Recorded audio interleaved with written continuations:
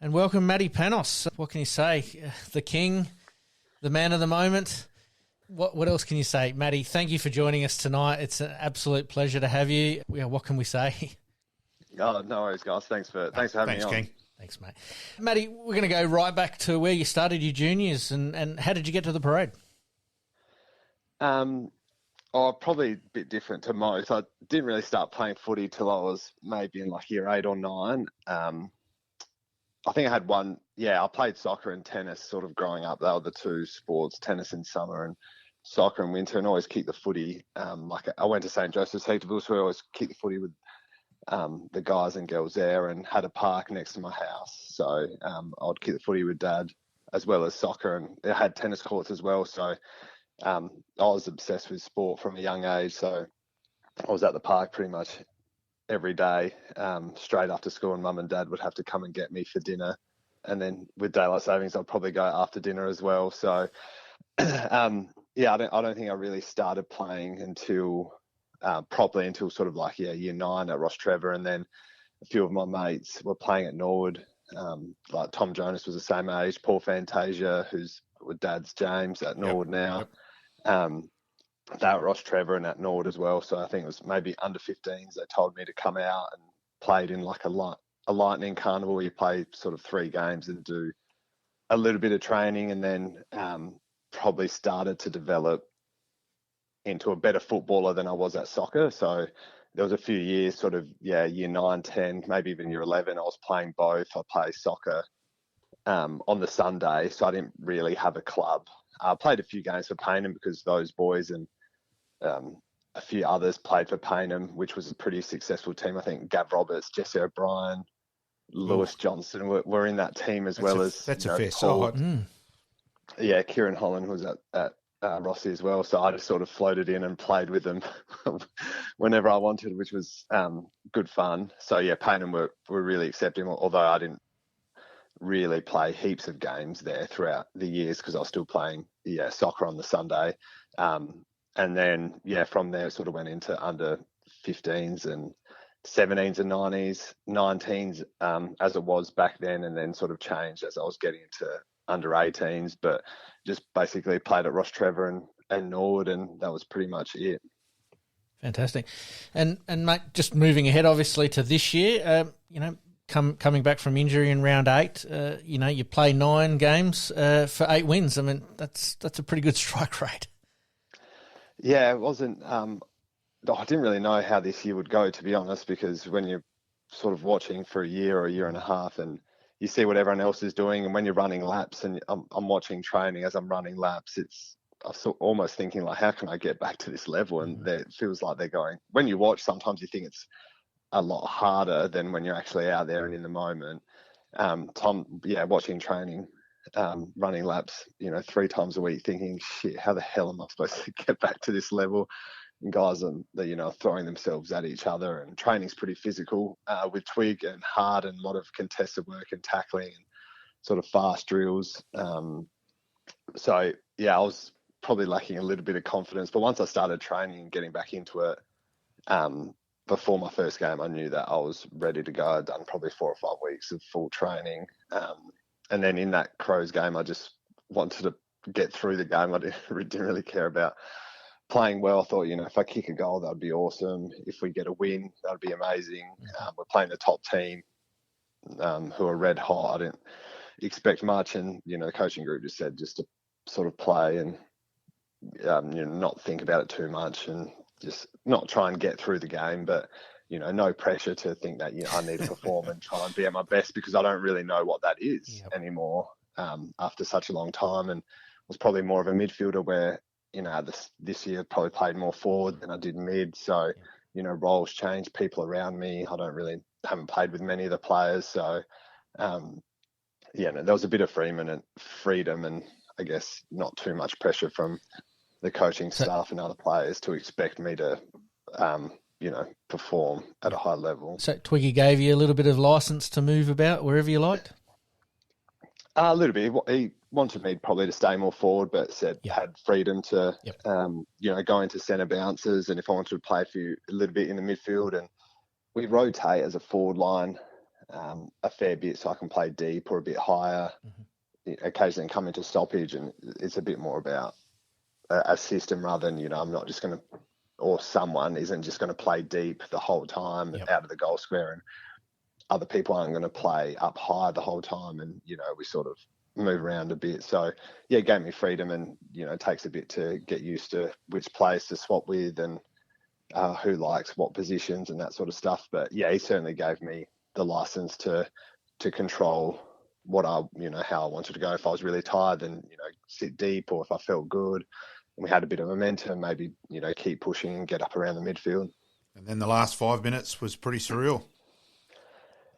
Of that game against. I was, it was crazy because we had lost a few close games over that sort of 18 months, and thought, we'd had a good crack, but I knew if we got a goal that, momentum in the home crowd, and even though there was probably only a couple of thousand, it felt like a lot of people, and then Connor kicked a couple good goals to get us right in it, and then, I guess getting the ball outside 50 and the guy on the mark starts running back to sort of cover the goal. That was bizarre. Works out well. It was like you had COVID, mate. You told them all you had COVID, and they were all running away. All running away. So, just sort of seize a moment could see that they weren't looking and folding back, and to get it on quick. And then, it was almost, like a fairy tale. Probably, at the time, probably the best goal I've ever kicked. Now it's probably the second best goal I've ever kicked. But it was, like the crowd and just everything that I'd been through. And those 630 days or whatever they said it was absolutely incredible. And it was pretty good being with you that night. There was just quiet satisfaction from you that night. The grin was pretty wide, as it should have been. Matty, let's go back over to the Western Bulldogs days, where they had a really weird system. Go through it, explain to hopefully our listeners about what happened, where you had to play. Yeah, so I got drafted at the end of 2009. So, at the start of the 2010 season, we had, the Western Bulldogs were affiliated with Williamstown, so it's a bit different now. Most of the teams are standalone, so I think Richmond are now, and the Bulldogs have Footscray. I think maybe Carlton as well, but most of the teams had affiliates with like a local club. So it would be like the Crows being assigned to just Norwood, and but it's a bit different when more and more. It's most of them are standalone now. Now, so and then part of that rule with, I think, the VFL and the club, so Williamstown and the Bulldogs, was that they could only play 12 AFL players in the senior team. So going over as a rookie, and normally all the young first year players, if they had 18 people available, some weeks 6 guys had to play in the reserve. So the equivalent to the VFL reserves. So you're on an AFL list hoping to play AFL, but you're not even playing VFL, you're playing VFL reserves. And that first year we had a pretty good run of injuries at the Bulldogs. I think they made the prelim and went deep into finals. So I think I'll probably play 10 or 12 games in the twos, as did a lot of other. Christian Howard was a first round draft pick. He was playing in the reserves. Luke Dowhouse the next year was doing the same thing, and these guys went on to play AFL. But Liam Jones was the same. So it was, pretty broken system. And as a rookie, if you had, you basically had to wait till someone was out for the whole year to get elevated, but there's 5 of you trying to get elevated for that one spot. And if you'd been playing in the reserves, then it's, you need to try and build form in the seniors before then, even thinking about playing AFL. But, the experience was really good over the 3 years. In that first year, the forward line that I was competing with was like Barry Hall, Brad Johnson, Jason Ackermanis, Bob Murphy, Sean Higgins, Mitch Hahn, Daniel Jones, Syracuse. So there's some pretty strong cool side. names. Absolutely. Yeah, very strong stuff. But even just to be around them, day to day and learn from them, stuff that, they talked to me about and taught me, 10, 12, 12 years ago, I still, try and use in my game at the moment, which is, although I guess it didn't go my way in those 3 years, I've still learned a fair bit that have made me into a good player today. Important on the development. Absolutely. And obviously coming back to Adelaide and winning the 2014 Jack Odie medal, what does that mean to you? It means a lot and meant a lot at the time as well, because I came back in 2013 and got injured just before finals and then missed out on the flag. So, 2012 I was in Melbourne wishing that I was back playing at Norwood, and they win the flag, and then being back and then being injured and missing out. Even though I was only 21 or it would have been 22, it's, still hurts even though I was pretty young. And then it was almost like a bit of redemption for me to try and win one. And, the whole build up playing against Port, first one at Adelaide Oval, 40,000, they had 19 listed players. Being able to win by under a goal as well, and then to win the Jack Odie's, absolutely amazing. It's something I'll cherish forever. But even before, it was just all about winning, and it was a pretty special group and still good mates with all the guys really. Yep. Compare the two flags you've played in, Noz. Oh, it's two 10 out of 10s. I don't know if you can.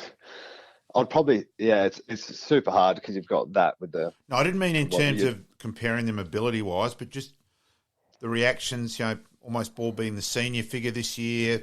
14. It was probably a bit of redemption in both almost, because this was missing 2 years, but knowing that it's been 8 years, 31, nearly 32, and what I've been through, it probably meant a bit more deep down. And what I've been able to bring to the group, particularly since round 8. The group is so young, so just feeling like that older sort of dad of the group.